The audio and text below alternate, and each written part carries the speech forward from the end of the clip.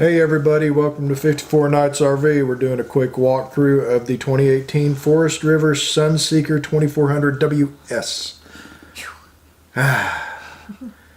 Little Class C RV, and Forest River typically really knocks it out of the park with their floor plans on these Class Cs. I've always thought they had the best floor plans, and when you first step into this coach, it's wide open. And the sunroof helps that, or whatever you call that. It's a skylight. Skylight. It helps that. I really think it does. Little dinette, booth dinette there. A good sized round sink there for a Class C. Not much room to prepare though, unless you do it on the stove or you pull out that little thing over to the left. Or yeah. Really, if you cook a lot, I don't know if that would satisfy your needs there. And it is a Class C, so. Yeah. This bed, yeah, see this bed is what sold me on not wanting this particular Class C. And it's on a slide, and when you slide that bed in, it's got to fold up so that it comes in all the way, which might make it pretty uncomfortable. You might be able to put a topper on it and yeah. it'd probably be fine. A little deep wardrobe there, really deep wardrobe. And of course you got the overhead bunk.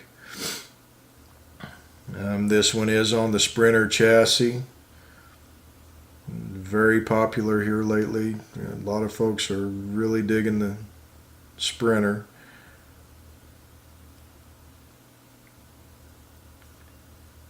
There's no couch, right? You just have the... Right, you just got the dinette. You got a decent sized bath area. Not a very large... I mean, obviously it's not a long camper, but I mean, it's not going to be very comfortable for a large family, of course. I mean, you've got plenty of sleeping options for us, more people, but not living options. Yeah, so. No, if it's just your base camp and you spend most of your time outside, yeah, it may be a perfect fit. But if it's a place that rains a lot, or where you do have to come inside a lot, it might get kind of cramped. That bed, I mean, not only are a lot of those split mattresses end up being uncomfortable, but one of the, I guess, perks of having a motorhome over a travel trailer or a fifth wheel is the passenger can go back there and lay down. Okay, not legally. When you're going down the road, keep your seatbelt on. Yes, keep your seatbelt on, but that would be pretty cool if you could do that. If only you could go back there and lay down in bed while you're going down the interstate. That would be awesome. But you're not supposed to do that. So yeah.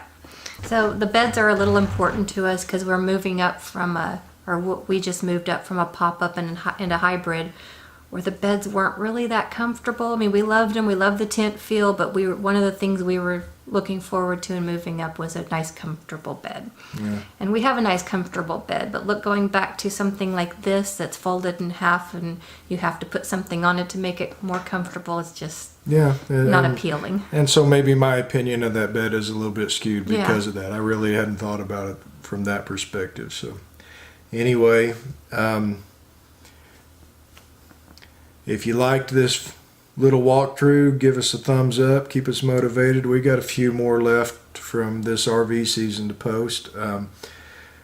If you get the opportunity, take a look at the rest of the content on our channel. We've got videos for hiking, paddleboarding, kayaks, ugly dogs. Not ugly dogs. We may be even chasing some grandkids in some of the videos in the future.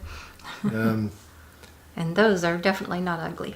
And we like to pass out a little bit of our wisdom.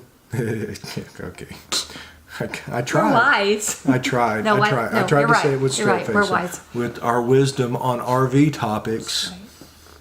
But like driving a motorhome and shopping around for a motorhome and Things we've learned that hopefully it'll help you. I Yeah. mean, if you haven't done it, and I mean, you'll obviously learn things that we didn't learn, and if you'll tell us about it, that would be great and too. you will probably tell us we're idiots when we bring something up, but we're okay with that because we have certificates that say we are.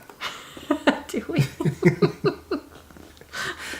Catch y'all down the road. Bye.